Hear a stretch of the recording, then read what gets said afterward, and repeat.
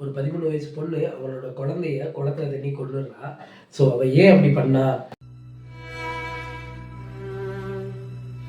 So அப்படின்றத சொல்கிற படம் தான் த டர்ட்டில்ஸ் கேன் ஃப்ளை. இந்த படம் வந்து பார்த்தோம்னா ஒரு ஈரானியன் படம். இது வந்து ஈரானுக்கும் அமெரிக்காவுக்கும் செகண்ட் வேர்ல்டு வார் முடிஞ்சதுக்கு அப்புறம் நடக்கிற கதை.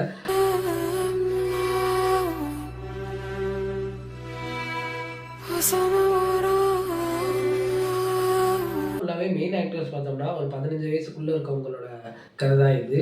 15 வயசுக்குள்ளே நம்ம எப்படி இருக்கோம், அவங்க எப்படி இருக்காங்க, ஒரு வார் ஒருத்தவங்களை எப்படி எப்படிலாம் மாற்றுது அப்படின்றத ரொம்ப அழகாக இந்த படம் சொல்லியிருக்கு.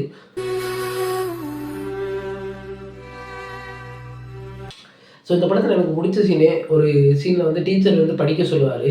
அதுக்கு அந்த பையன் வந்து நாங்களாம் படித்தாச்சு அப்படின்ட்டு ஒரு சிம்பிள் மேக்ஸை சொல்லிட்டு இவன் கன்று லோட் பண்ணிக்கிட்டு இருப்பான். அமெரிக்கா வராங்க அவங்களுக்கு கொல்லணும் அப்படின்றதுக்காக கன்று லோட் பண்ணிக்கிட்டு இருப்பான். ஸோ எந்த அளவு அவங்களோட இயல்பு வாழ்க்கையை அந்த வார் வந்து பாதிச்சிருக்கு அப்படின்றத இந்த படத்தை நம்ம ரொம்ப அருமையாக சொல்லியிருப்பாங்க.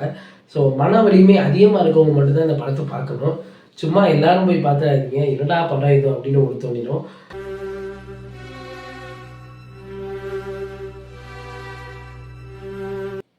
படத்தில் ஒரு சின்ன பையன் நடிச்சிருப்பான். அந்த சின்ன பையன் என்ன பண்ணுவான்னா ஒரு வார் நடந்து முடிஞ்ச இடத்துல போய் மாட்டிக்குவான். அங்கே வந்து என்ன பண்ணியிருப்பாங்க, கன்னி வெடிலாம் புதைச்சி வச்சுருப்பாங்க இல்லையா? ஸோ அந்த மாதிரியான இடத்துல மாட்டிடுவான்.